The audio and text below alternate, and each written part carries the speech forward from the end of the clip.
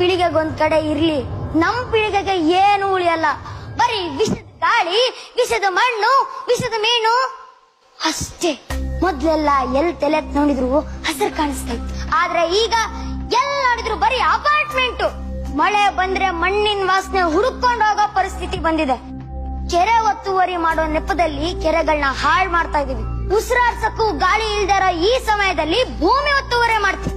ಸರ್ಕಾರ ಜಾಗದಲ್ಲಿ ತಲೆ ಎತ್ತಿರೋ ಅಪಾರ್ಟ್ಮೆಂಟ್ ಬೀಳ್ಸಿ ಅಲ್ಲಿ ಪಾರ್ಕ್ ಪ್ಲೇ ಗ್ರೌಂಡ್ ಮಾಡಿ ನಮ್ಮಂತ ಮಕ್ಕಳು ಹೋಗಿ ಆಟ ಆಡ್ಕೋತೀವಿ, ಗಿಡ ನೆಡ್ತೀವಿ, ಪರಿಸರ ಸಂರಕ್ಷಣೆ ಮಾಡ್ತೀವಿ.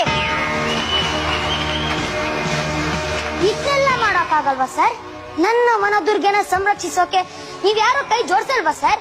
ನಮ್ಮ ಓದಿರೋ ಅವಿದ್ಯಾವಂತರು ಪ್ರಕೃತಿನ ಅನುಭವಿಸ್ಬೇಕು ಅಂತ ಕಾಡಿಗೆ ಬೀರ್ ಬಾಟಲ್, ವಿಸ್ಕಿ ಬಾಟಲ್ ತಗೊಂಡು ಹೋಗ್ತೀರಾ, ಕೋಕಾ ಕೋಲಾ ಕುಡಿದು ಅಲ್ಲೇ ಬಿಸಾಕ್ತೀರಾ.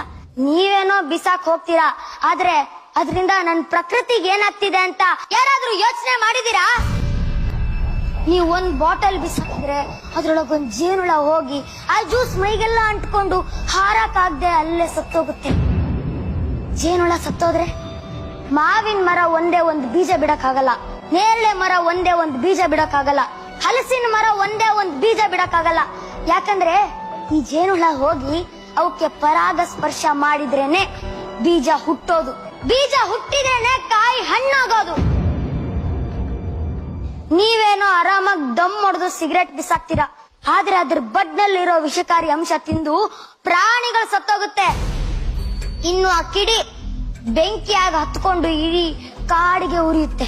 ಇದರಿಂದ ಬಂಡೀಪುರನ ಬೆಂಕಿಪುರ ಮಾಡಿದ್ವಿ.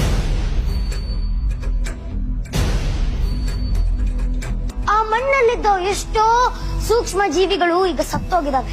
ಅವನ್ನ ನಾವು ಮತ್ತೆ ನೋಡ್ಬೇಕಂದ್ರೆ ಇನ್ನು 25 ವರ್ಷ ಬೇಕು. ಆ ಸಮಯನ ನಿಮ್ ಕೈಲಿ ವಾಪಸ್ ತರಕಾಗುತ್ತಾ? ಅರಣ್ಯದ ಬಗ್ಗೆ ABCD ಗೊತ್ತಿಲ್ಲದೆ ಇರೋರು ವೈಲ್ಡ್ ಲೈಫ್ ಸದಸ್ಯರು. ಇವ್ರಿಗೆ ಬಂಡೀಪುರಕ್ಕೆ ಹೋಗಿ ಪಾರ್ಟಿ ಮಾಡೋದ್ ಗೊತ್ತು, ಬಂಡೀಪುರಕ್ಕೆ ಹೋಗಿ ಮೋಜು ಮಸ್ತಿ ಮಾಡೋದ್ ಗೊತ್ತು, ಅದ್ರಲ್ಲಿ ಬೆಂಕಿ ಬಿದ್ದಾಗ ಯಾರ ಸುದ್ದಿನೂ ಇಲ್ಲ. ಏರ್ ಶೋನಲ್ಲಿ 300 ಕಾರಿಗೆ ಬೆಂಕಿ ಬಿದ್ದಾಗ ಎದೆ ಎದೆ ಬಡ್ಕೊಂಡ್ ಸತ್ತೋದ್ರಲ್ಲ, ಕಿರ್ಚಾಡಿದ್ರಲ್ಲ, ಕೂಗಾಡಿದ್ರಲ್ಲ, ಆ ಕಿರ್ಚಾಟದ ಮಧ್ಯೆ ಕೋಟ್ಯಾಂತರ ಜೀವರಾಶಿಗಳು ಹೊತ್ಕೊಂಡು ಉರಿತಿರೋದ್ ನಿಮ್ ಯಾರ ಕಣ್ಣಿಗೂ ಕಾಣಿಸ್ಲಿಲ್ವಾ?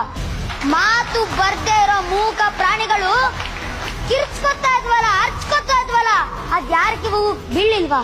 ಯಾಕ್ರಿ ಇಂತ ನಿರ್ಲಕ್ಷ್ಯ?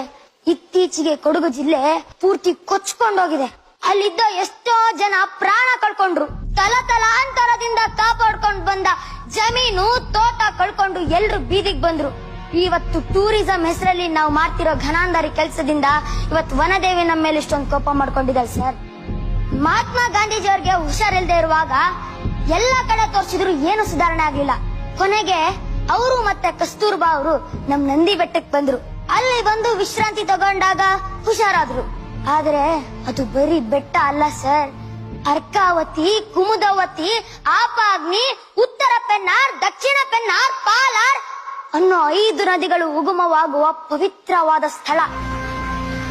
ಈ ಅಧಿಕಾರದಲ್ಲಿರೋ ದೊಡ್ಡ ದೊಡ್ಡ ಜನ 2 ಕಿಲೋಮೀಟರ್ ನಡೆಯಕ್ಕಾಗದೆ ಬೆಟ್ಟದ ಮೇಲೆ ರೋಡ್ ಮಾಡಿಸ್ತಾರೆ. ಸಾಲದು ಅಂತ ಬೆಟ್ಟದ ತಲೆ ಒಡೆದು ಗೆಸ್ಟ್ ಹೌಸ್ ಮಾಡ್ಕೋತಾರೆ. ಯಾಕೆ ಹೇಳಿ? ಪಾಪ 2 ಕಿಲೋಮೀಟರ್ ಕಾರಲ್ಲಿ ಬಂದು ಸುಸ್ತಾದಾಗ ಸುಧಾರಿಸ್ಕೋಬೇಕಲ್ವಾ? ಅದು ಬರೀ ಬೆಟ್ಟ ಅಲ್ಲ ಸರ್, ನಮ್ಮ ಭೂಮಿ ತಾಯಿಯ ಎದೆ. ಅದ್ರೊಳಗೆ ಶೇಖರಣೆ ಆಗಿರೋದು ಬರೀ ನೀರಲ್ಲ, ತಾಯಿಯ ಎದೆ ಹಾಲು.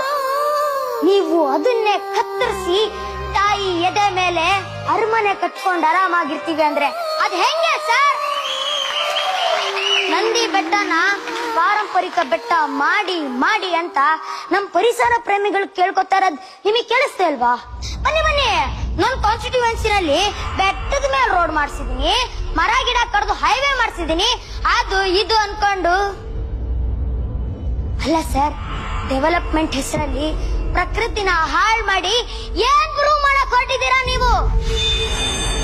ನಾನು ಇವತ್ತು ಕನ್ನಡದ ಕಣ್ಮಣಿ ವೇದಿಕೆ ಮೇಲೆ ನಿಂತು ಒಂದು ಪ್ರಮಾಣ ಮಾಡ್ತೀನಿ.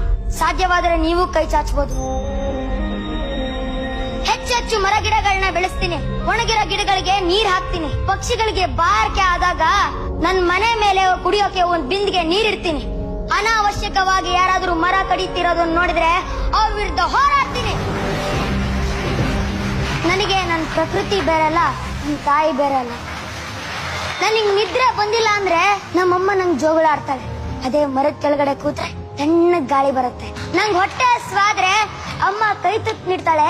ಅದೇ ಪ್ರಕೃತಿ ನಂಗ್ ಹಣ್ಣು ಕೊಡುತ್ತೆ. ಅಮ್ಮಂಗ್ ನೋವಾದ್ರೆ ನೋಡಕ್ಕಾಗಲ್ಲ, ಅದೇ ಪ್ರಕೃತಿಗೆ ನೋವಾದ್ರೆ ನಂಗ್ ಸಹಿಸಕ್ಕಾಗಲ್ಲ. ಯಾಕಂದ್ರೆ ಇವರಿಬ್ರು ನನ್ನ 2 ಕಣ್ಣುಗಳಿದ್ದಂಗೆ. ಜೈ ವನದುರ್ಗೆ.